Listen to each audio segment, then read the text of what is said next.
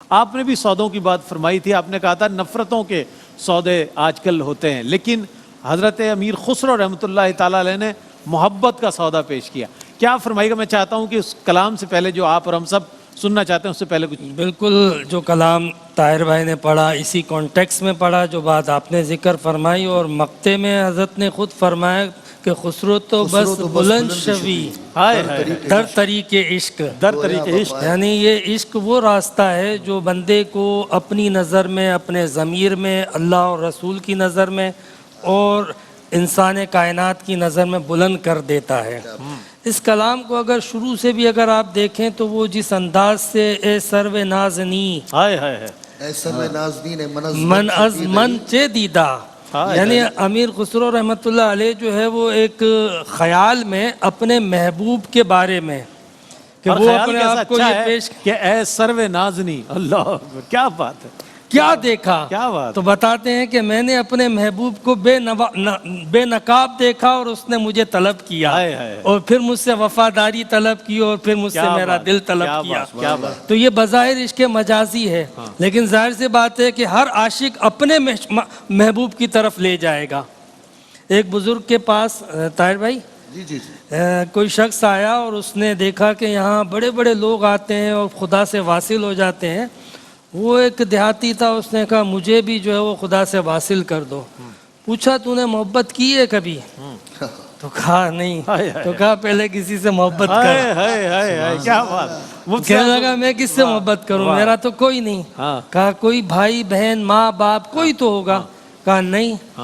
تو پھر بزرگ نے کہا کہ تیرے پاس کوئی جانور ہے؟ کہا ایک بھینس ہے.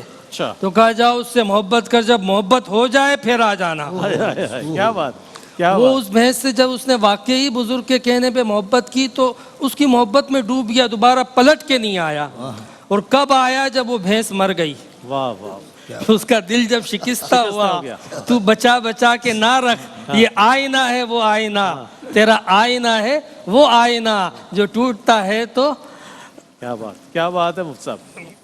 کیا شاعر نے خوب کہا کہ جب ٹوٹتا ہے تو قابل قدر ہوتا ہے آئینہ ساز کی نگاہ میں. یعنی جب یہ دل ٹوٹتا ہے تو اس کے بعد ٹوٹے ہوئے دلوں سے اللہ قریب ہوتا ہے. بے شک بے شک. وہ رقت، وہ سوز، وہ گداز، وہ چیزیں پیدا ہوتی ہیں. حضرت امیر خسرو کی شاعری کے اندر یہ پیغام مستقل ملتا رہے گا، مستقل ملتا رہے گا کہ مطلب محبت کو عام کیا جائے، اور اپنے اندر جو ہے وہ اپنی عام نگاہوں میں آنے والی چیزوں سے بھی جو ہے نا اپنے محبوب کو اور حقیقی محبوب کی طرف متوجہ ہو جائے. مطلب یہ نہیں ہے کہ آپ ایک جگہ، عشق ایک سفر ہے جو شروع ہوتا ہے مجاز سے، ختم ہوتا ہے حقیقت پہ. تو اس سفر کو جو ہے وہ ابتدا میں نہ روک دیا جائے، بلکہ اس کو کنٹینیو کیا جائے، اس کو آگے بڑھایا جائے، اور اپنے محبوب کی طرف جو محبوب حقیقی ہے اس کی طرف متوجہ ہونا چاہیے.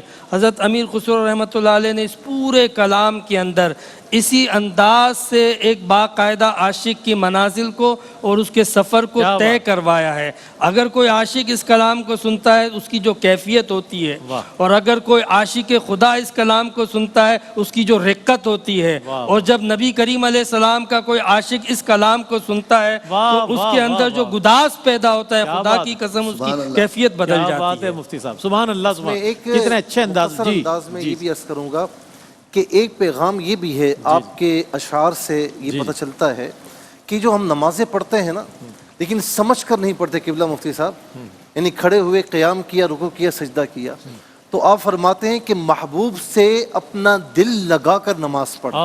صرف سر جھکانے سے نماز ادا نہیں ہوتی، دل جھکانا پڑتا ہے عبادت کے لیے. واہ واہ واہ واہ، کیا بات.